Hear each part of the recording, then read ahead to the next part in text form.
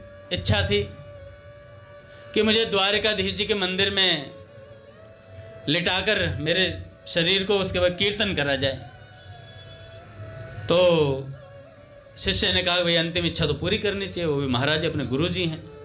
तो गुरुजी को लेकर के गए द्वारका जी, सारे लेकर के पहुंचे और महाराज जैसे ही लिटाया द्वारकाधीश जी के मंदिर में प्रांगण में, और सब भक्तों ने आराम से शुरू करा, श्री राम जय राम जय जय राम,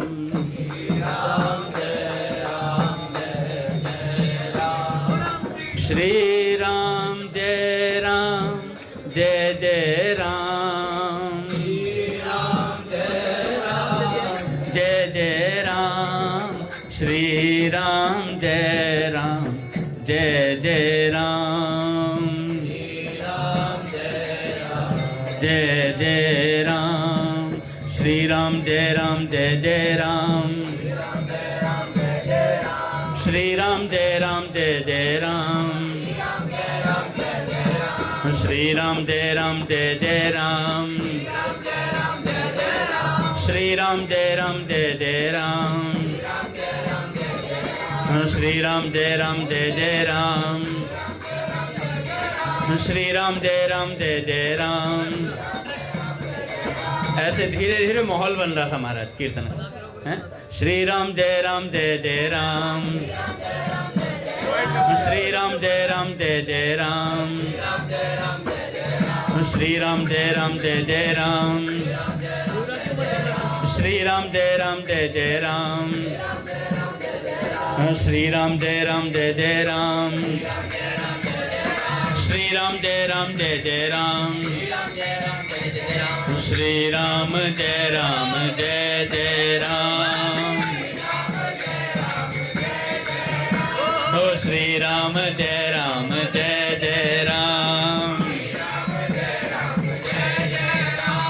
श्री राम जय जय राम, श्री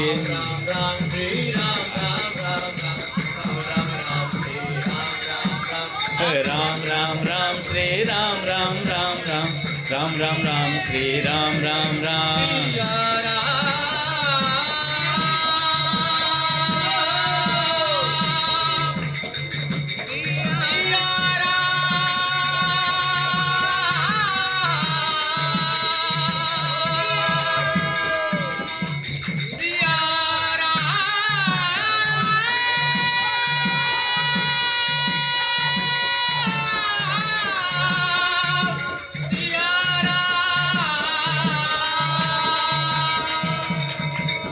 राम राम राम राम राम राम राम राम राम राम राम राम राम राम।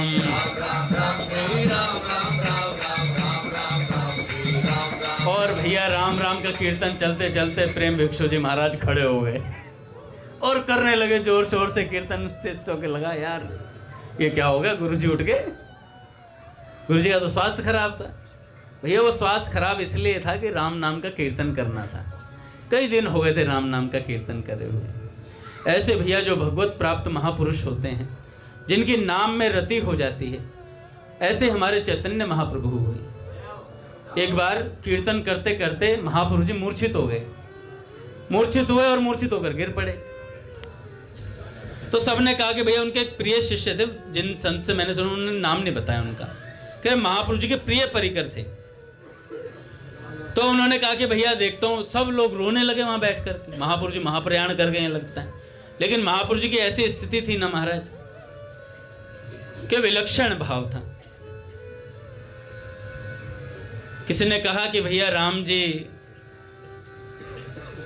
को हमने देखा कि भैया राम जी अयोध्या में आए, राम जी ने पूरी लीला करी। कहे हमने ऐश्वर्य देखा श्री कृष्ण का। फिर करे राम जी को भी देखा कि वो जीवों में आकर के कैसी लीला करते हैं। भगवान का ऐश्वर्य भी देख लिया। अब भगवान की भक्ति देखनी थी कि भगवान अगर भक्ति करेंगे तो कैसी करेंगे, भक्ति कैसे की जाती है। ये सिखाया चैतन्य महाप्रभु जी ने कि भक्ति कैसे करी जाती है। तो भक्ति सिखाने के लिए चैतन्य महाप्रभु आए थे कि भगवान के प्रेम में रोया कैसे जाता है, भगवान के प्रेम में कीर्तन कैसे किया जाता है उन्मादी होकर के। और महाराज गंभीरा की लीलाओं में तो आप देखिएगा कैसे कृष्ण नाम सुनते ही पागल हो जाते थे महाप्रभु, दीवारों से मुंह रगड़ देते थे। तो ऐसे महापुरुष, ऐसे भगवान महाराज स्वयं आते हैं। तो महापुरुष जी मूर्छित हो रखे थे, तो एक शिष्य, सारे शिष्य रो रहे थे। सब ने कहा कि भैया महापुरुष जी महाप्रयाण कर गए। तो एक प्रिय शिष्य थे, उन्होंने कहा एक बार मैं देखता हूं। तो देखा और महाराज महापुरुष जी के तलुओं पर अपना कान लगाया, और कान लगाया तो महाराज वहां से ध्वनि आ रही थी, हरे कृष्ण कृष्ण कृष्ण हरे हरे, हरे राम राम राम हरे हरे, हरे कृष्ण कृष्ण कृष्ण हरे हरे, हरे राम राम राम हरे हरे, हरे कृष्ण कृष्ण कृष्ण हरे हरे, हरे राम राम राम हरे हरे। जैसे ही कान लगाए महाराज ये ध्वनि सुनाई दी, और वो शिष्य भी रोने लग गए, वो शिष्य भी रोने लगे। और जैसे ही रोए तो महाराज सब शिष्यों ने सोचा अब तो जब यही कह रहे हैं, रो रहे हैं, तो इसका मतलब महापुरुष जी चले गए हैं। और भैया सब रुदन कर रहे हैं। तो एक शिष्य ने पूछा कि महापुरुष जी चले गए हैं क्या? तो शिष्य जिन्होंने कान लगाए थे उन्होंने कहा मैं इसलिए नहीं रो रहा हूं कि महापुरुष जी चले गए हैं, मैं इसलिए रुदन कर रहा हूं कि महापुरुष जी के तलवों में से भी श्री कृष्ण नाम ध्वनि हो रही है। महापुरुष जी कहीं नहीं गए हैं। आप सब लोग कीर्तन करो उन्माद से कि भज हरे कृष्णा जप हरे कृष्णा, भज श्री हरि का नाम रे, भज गौरांगो लह गौरांगो, जप गौरांगेर नाम रे, हरे कृष्णा कृष्णा कृष्णा हरे हरे, हरे रामा रामा रामा हरे हरे,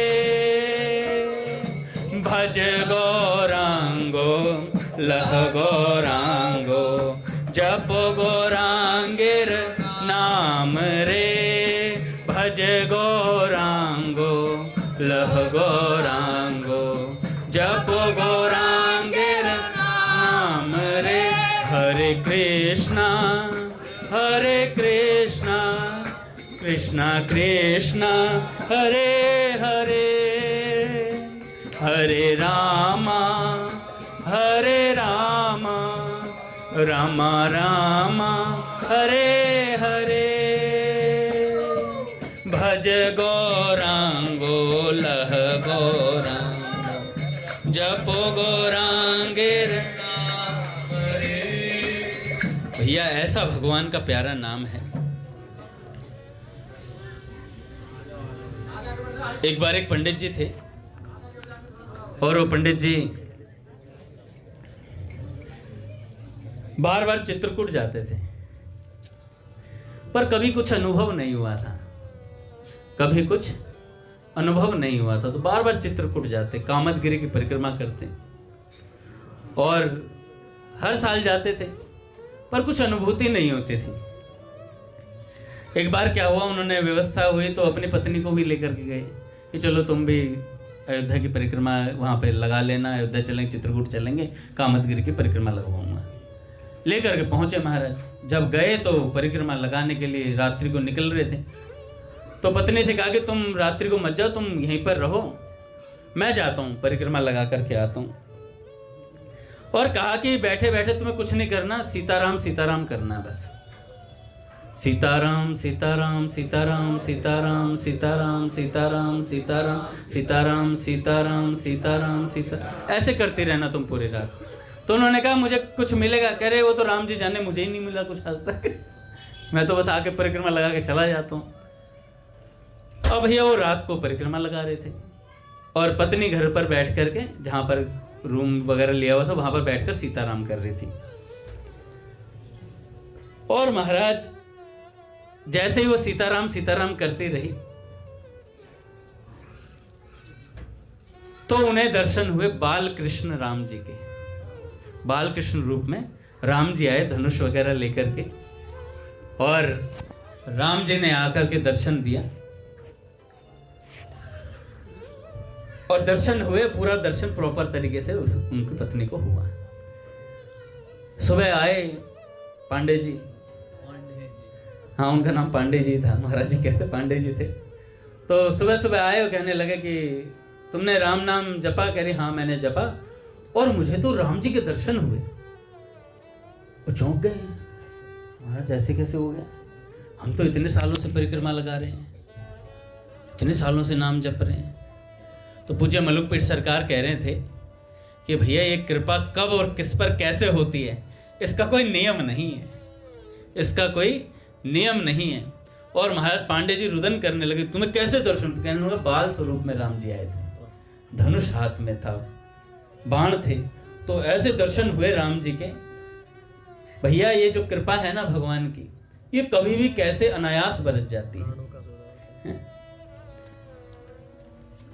बस क्या करना है, राम नाम लेना है महाराज, सहज भाव से राम राम राम, इतने में ही काम महाराज, इतने में ही काम। कोई बहुत बड़ी कोई वस्तु नहीं, मतलब कुछ करना है, बस राम नाम लेना है महाराज, यही नहीं लिया जाता है बस। पूज्य भैया सुनाते हैं ना, एक बार पूज्य भैया ने सुनाया था, एक बार एक महाराज जी कथा कर रहे थे, और महाराज एक सेठ जी पहुंचे, नहीं सेठ जी नहीं, एक IPS IAS अफसर था, वो पहुंचा, पूरी सत्संग सुना। पूरा सत्संग सुनने के बाद महाराज, होता है ना कि कुछ खास बात करने के लिए संतों के पीछे जाते हैं लोग, या निकट से कुछ महाराज जी हमारे सिर पे ही हाथ रख दें। इतनी देर से सत्संग बोल रहे थे, सत्संग नहीं रखवाया गया, माथे में विशेष हाथ रख दें। सत्संग का सिद्धांत था वो, उससे बड़ा कोई प्रसाद नहीं होता महाराज, उससे बड़ा कोई प्रसाद नहीं होता। सत्संग अगर 3 घंटे संत बोल रहे हैं महाराज, अगर उस 3 घंटे में से 3 बात भी पकड़ ली, काम हो जाएगा। 3 बात भी पकड़ ली, ये 3 भी पकड़ में नहीं आती हैं, पकड़ो मत, माथे में रख लो, माथे में रखो। कुछ दिन याद भी रह गई ना तो काम हो जाएगा, वो कुछ ही दिन याद भी नहीं रह पाती। सेठ जी ने आज कहा कि जो बातें सत्संग की अच्छी लगती हो ना, वो लिख कर रख लेनी चाहिए साधक को, वो बात लिख कर रख लेनी चाहिए, और बार बार उसे दिन में 2 बार 3 बार पढ़ते रहना चाहिए कि भैया आज ये बात मुझे बहुत अच्छी लगी थी सत्संग की, उसे बार बार दोहराता रहे, देख कर पढ़ता रहे। ये उपाय है महाराज, ये उपाय है, ये हम करेंगे ना तो बहुत लाभ होगा। क्योंकि मैंने भी आज से पढ़ी तो मैं भी लिखूंगा, हम सब लिखेंगे। ये सब संतों के दिए हुए मंत्र हैं। सेठ जी ने कहा तो इस बात पे सिद्धि है कुछ ना कुछ, तभी सेठ जी ने कहा है। पूछे भैया कुछ बात कहते हैं, कोई सत्संग की बात कहते हैं, वो हमारे समझ में आ जाते, अगर हमने लिख ली और उसे बार बार पढ़ते रहे तो और अच्छे से उतरेगी जीवन में। तो इसलिए कुछ ऐसी सत्संग की बातों को नित्य लिखना चाहिए, नित्य कोई ना कोई विचार अपने पास लिख कर रख लेना चाहिए, बार बार उसे पढ़ते रहें कि आज यार भाई जी ने ये बात कही है, आज भाई जी ने ये बात कही है। हम लोग करते नहीं है तब दिक्कत होती है, जो करता है ना उसे सब चीज प्राप्त होती है। पूज्य भैया कहते हैं साधन मार्ग में किसी को निराशा हो ही नहीं सकती, क्योंकि भगवान किसी को निराश करना ही नहीं चाहते। भगवान किसी को निराश कर सकते हैं? काका बताइए, भगवान किसी को निराश नहीं करते। गोस्वामी जी ने कहा मज्जन फल पेखिए तत्काला, मतलब तत्काल लाभ मिलता है। भगवान की बात सुनने में, भगवान का नाम जपने में तुरंत लाभ मिलता है, तुरंत। ऐसा गोस्वामी जी कह रहे हैं। अब भैया भगवान उतर कर आकर आपके सामने आकर कहें तब यकीन होगा, तो पहले राम नाम जपो तो उतर के आके भी कह देंगे उतर के आके भी कह देंगे। ये बात भगवान भी बोल देंगे। प्राची दीदी को बोला ना, आके बात समझाई ना, सत्संग करने का मौका ही नहीं मिला, इतना नाम जपती थी प्राची दीदी। तो भगवान ने कहा मैं सत्संग सुनाऊंगा, मैं सत्संग सुनाऊंगा। भगवान ने सारी लीलाओं का वर्णन किया। अरे भैया ऐसा सत्संग दे दिया जहां शास्त्रों में भी नहीं मिलेगा आपको, ऐसा सत्संग दिया भगवान ने। एक से एक लीलाएं हैं, दिखाया, सुनाया नहीं, साथ के साथ लाइव टेलीकास्ट। चल चल करके उस धाम में चलो, द्वारका जी चलो। द्वारका जी में भी पार्थसारथी भगवान के दर्शन कैसे करवाए थे वो हमने लीला पूज्य भैया से सुनी थी, भैया व्यवस्थित मनु जी की, और सारी लीलाएं, हमारे सारे ऋषियों की सारी बातें भगवान ने स्वयं बताई अपने मुख से। अब सोचो महाराज, भगवान के नाम में कितना बल है कि भगवान को खींच के ले आता है। भगवान पीछे पीछे दौड़ते, अरे मेरी बात सुन ले प्यारे, मेरी बात सुन ले, मैं तुझे कुछ सुनाना चाहता हूं, मैं तुझे कुछ बताना चाहता हूं, तू दर्शन कर। और प्राची दीदी के कमरे से बाहर नहीं निकलते थे महाराज, अलमारी में छिपके बैठ गए। बताओ यार, छत पे आ जाते, मोर आ जाते, श्री जी ठाकुर जी छत पे मिलते हैं। बताइए कैसी कैसी लीलाएं, जहां जाती थी वहीं साथ हो लेते थे पीछे पीछे। मैं भक्तन को दास भगत मेरे मुकुटमणि माथे पे रखते हैं। स्वामी जी कहते हैं माथा पे रखें राम जी, माथा पे। मुक्ति धारे मुंडा में पड़ी, मुक्ति धारे मुंडा में पड़ी, मुख में मुक्ति पड़ी है। राम नाम लेना, केवल प्यारे का नाम लेना है। तो कहां थे हम, किन की बात बता रहा था मैं? राम जी के दर्शन हो गए। हाँ, उनकी पांडे जी की पत्नी को राम जी के दर्शन हो गए महाराज। कैसे? बस सीताराम सीताराम रात्रि भर जपा, बिना कोई फल वल कुछ नहीं चाहा, बस ऐसे ही जपती रही। प्राची दीदी से भी को भी ऐसे ही, उन्होंने कभी चाहा ही नहीं था कि दर्शन हो, कभी नहीं चाहा, बस जपती थी। स्वामी जी के मुख से सुना था कि इतने करोड़ों पर भगवान के दर्शन होते हैं, भगवान का नाम जपना चाहिए, अपना जपने लग गई। महाराज नियमित संख्या पूरी होते, जिस दिन पूरी हुई संख्या उसी दिन भगवान आ गए दर्शन देने। कोई करे तो सही, तो भगवान के दर्शन होते हैं, भगवान दर्शन देते हैं। भाई जी कहते हैं भगवान हैं, मिलते हैं और आपसे मिलना चाहते हैं और मिलेंगे ही। और ऐसा हमारे पूज्य भैया ने भी हमें बोला है, आश्वासन दिया भगवान हमें मिलेंगे ही। तो मिलेंगे ही तो भैया और उत्साह के साथ भगवान नाम जप, भगवान के लीला गुणानुवादों का वर्णन, कहना सुनना, सब चीजें हमारे हृदय में विराजमान रहें तो काम हो जाता है महाराज। संत के संग का ये प्रभाव है। एक बार एक साधक ने गोपालाचार्य जी महाराज से, महाराज जी कह रहे थे सत्संग में कि संत के स्पर्श का प्रभाव इतना होता है कि आपको स्पर्श करने मात्र से भक्ति आपके हृदय में प्रवेश कर जाती है। तो सज्जन हुआ होगा मेरे ऐसा श्रद्धालु, तो उसने कहा कि ऐसा कैसे हो सकता है, किसी संत के मतलब वस्त्र छूने मात्र से भगवान का प्रेम मिल जाएगा, ऐसे थोड़ी होता है, ये तो संतों की बात है अपनी बनाई हुई। संत ने कहा कि भाई मैंने तो शास्त्र लिखे नहीं। कहा चलो तुम्हें प्रैक्टिकल दिखाते हैं। लोगों को प्रैक्टिकल देखने का बहुत चाव होता है, तो प्रैक्टिकल दिखाते हैं। एक हमें भी तो मिले थे महाराज जी कुटी में, वहाँ प्रैक्टिकल देखो। घर छोड़ा आश्रम बना लो, बच्चे छोड़े चेले बन गए, प्रैक्टिकल कर दे। तो भैया गोपालाचार्य जी महाराज ने कहा चलो मैं तुम्हें अयोध्या लेके चलता हूँ। अयोध्या ले गए और वहाँ पर महाराज हर्षण कुंज वाले महाराज जी, श्री राम हर्षणदास जी महाराज वहाँ विराजमान थे। वहाँ पर गए और राम हर्षणदास जी महाराज जी के चरणों को अपने गमछे से, एक गमछा लिया गोपालाचार्य जी महाराज ने और चरणों को यूँ पहुँचा, और पहुँच करके वो गमछा उस साधक के छुआ दिया बस। और जैसे ही छुआया महाराज, वो तो राम राम राम राम राम राम राम राम राम राम राम राम राम राम राम राम महाराज राम ध्वनि, और महाराज हर्षित हुआ, पुलकित हुआ, अश्रुपात हुए, सारे अष्ट विकार उसके भीतर आ गए महाराज, अष्ट सात्विक विकारों का उदय हो गया महाराज। ऐसी स्पर्श की महिमा, और उसने प्रत्यक्ष देखा कि भैया, उन्होंने पूछा गोपालाचार्य जी में आपने किया क्या? कहा कि मैंने ये गमछा महाराज जी को छुआ के तुम्हें छुआया है, ऐसी महिमा है उसकी। तो ऐसी संत की महिमा है महाराज। पूज्य श्री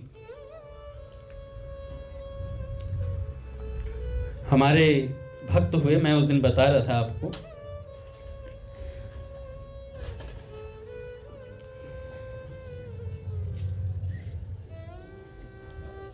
मोटे गणेश जी वाले महाराज जी क्या काम करते थे महाराज?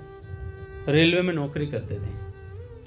नौकरी करते तो एक दिन बैठे हुए थे अपने कक्ष में, जहाँ पर नौकरी करते थे, वहाँ बैठे बैठे विचार किया, यार ब्राह्मण शरीर, वृंदावन में जन्म, और जन्म लेकर भी ऐसे विचार करते जाते, सत्संग की बातों पे विचार करे ही जाते, करे ही जाते, करे ही जाते, करते करते करते ऐसा वैराग्य छाया यार वृंदावन में जन्म, ब्राह्मण का शरीर और भगवान के दर्शन नहीं करे।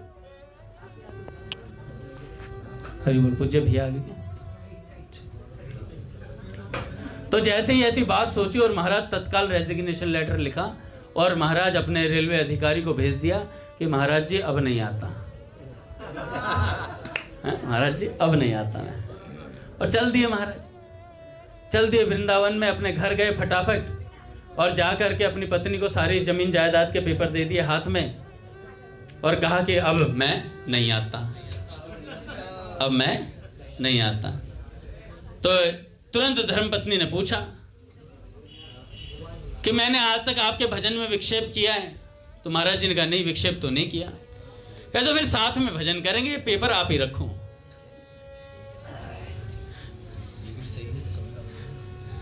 कलयुगी होती। Thank you so much. कुछ और इधर उधर की जमीन हो तो वो भी नाम कर दो। पर भैया भजन करने वाले जो होते हैं ना, वो इस तरफ दृष्टि कम रखते हैं, क्योंकि उनकी दृष्टि भगवान पर होती है। चिड़िया की आंख पर होती है, जैसे अर्जुन की थी, पत्तों पर दृष्टि नहीं रखते। तो जैसे ही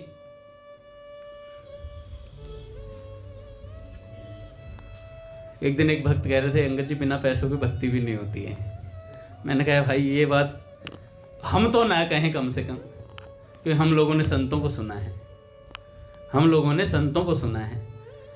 जीवन में सबके उतार चढ़ाव रहते हैं, पैसे की आवश्यकता होती है। हरि का भजन पेट का धंधा, जो न करे सो मूर्ख अंधा। पर दृष्टि भगवान पर रहेगी तो भैया लक्ष्मी जी पीछे पीछे आएंगी। कल मल्लू पीर सरकार कह रहे थे, भैया लक्ष्मीपति को पकड़ो ना, फिर देखो कैसे काम होता है।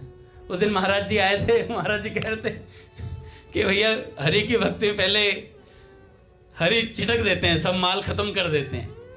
तो मैंने इस विषय में मैंने एक जगह पढ़ा था, भगवान के विषय में एक संत ने कहा कि भगवान धन, पुत्र, स्त्री आदि सब चीजों का हरण कर लेते हैं।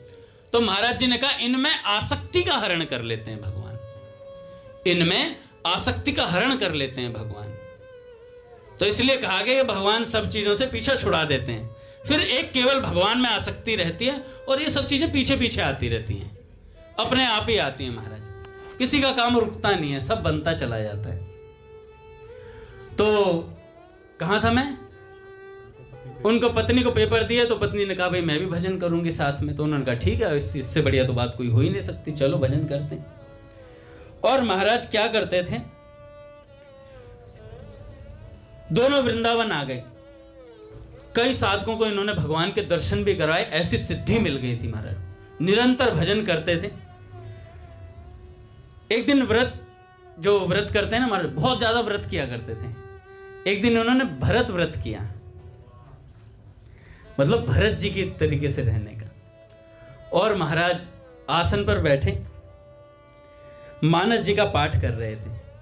मानस जी का पाठ करते करते इनके चौपाई जो आई वो आई, जन्म भूमि मम पुरी सुहावनी, उत्तर दिशि बह सरयू पावनी, जा मज्जनते बिनहि प्रयासा, मम समीप नर पावही वासा। अर्थ क्या है?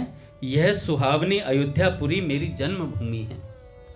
इसके उत्तर दिशा में जीवों को पवित्र करने वाली सरयू नदी बहती है, जिसमें स्नान करने से मनुष्य बिना ही परिश्रम मेरे समीप, मतलब सामीप्य मुक्ति को पा जाते हैं।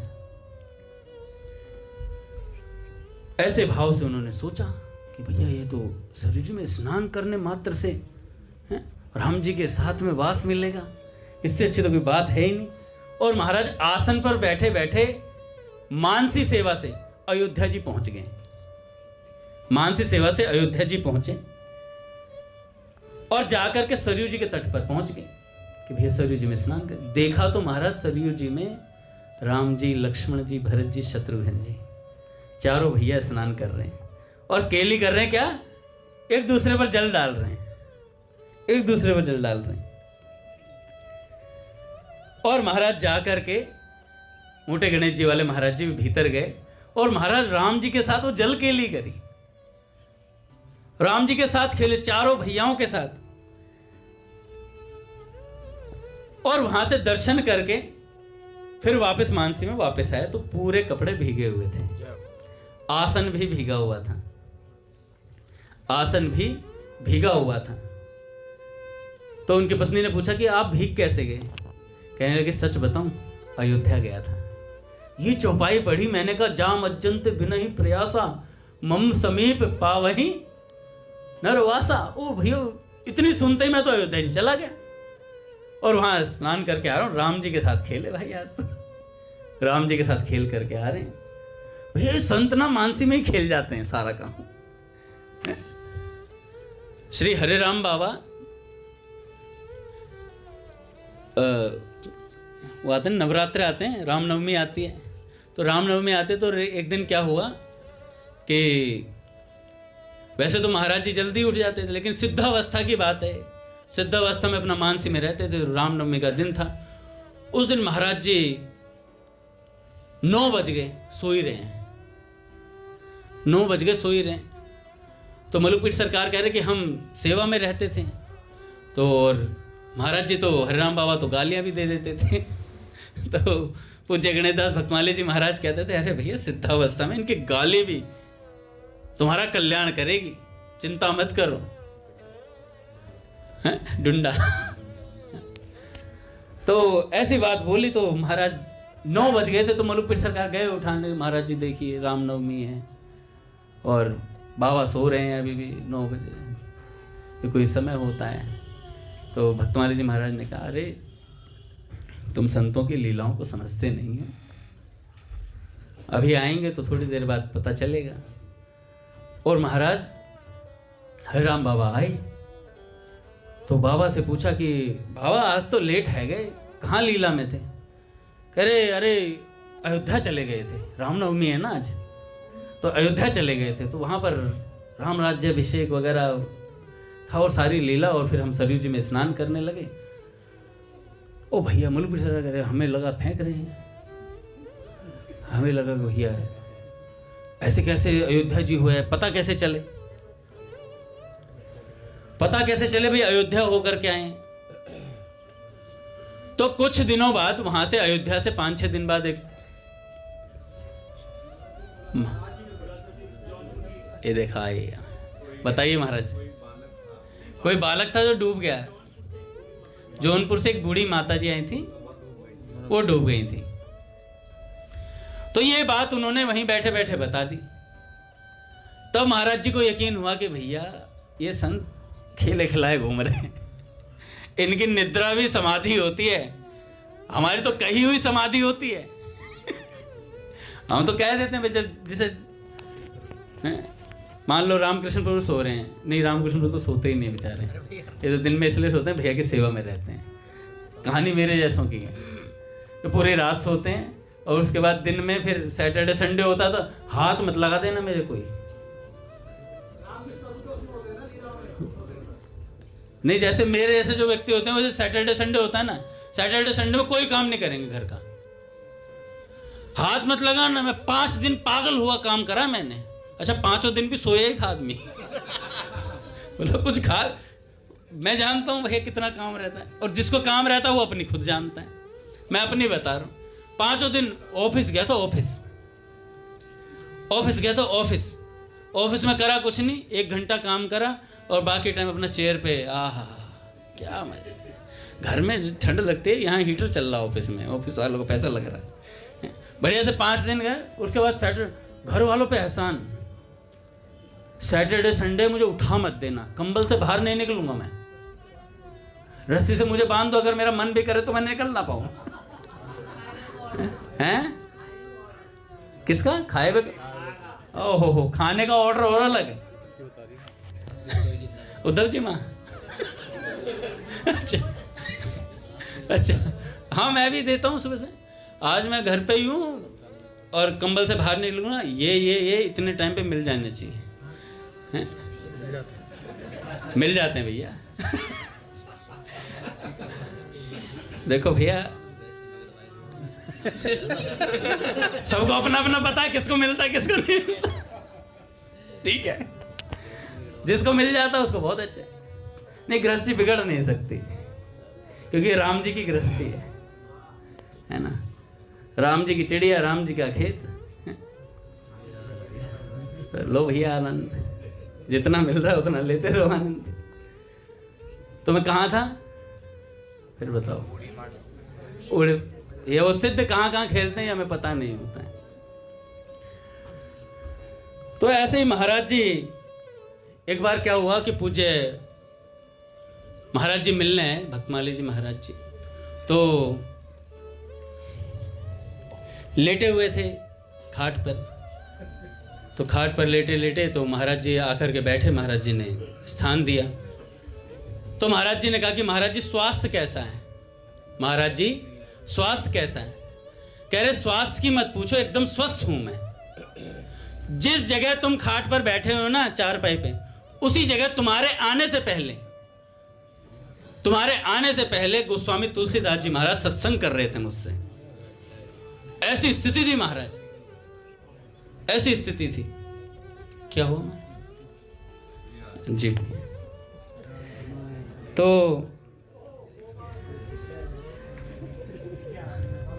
हरि बोल, भक्त अपराध ना हो इसलिए मुझे उकसाए ना।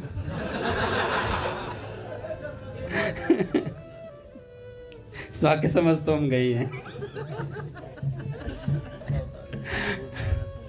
तो भैया ऐसे जो संत होते हैं ना महाराज, वो ऐसे भगवान की लीलाओं में निरंतर खेलते रहते हैं। एक संत ने कहा था जैसे ट्रेन का टिकट संभालते हैं ना, ऐसे अगर हम भगवान के नाम को संभाल लेंगे तो काम हो जाएगा हमारा।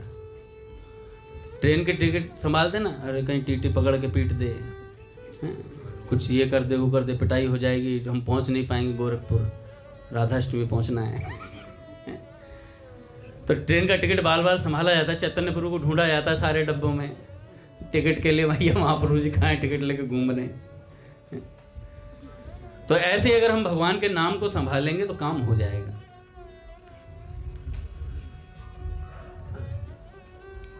संतों के संग से कैसे भगवान के नाम में प्रीति होती है, इसका प्रत्यक्ष उदाहरण नामाचार्य श्री हरिदास ठाकुर के जीवन से हमें देखने को मिलता है।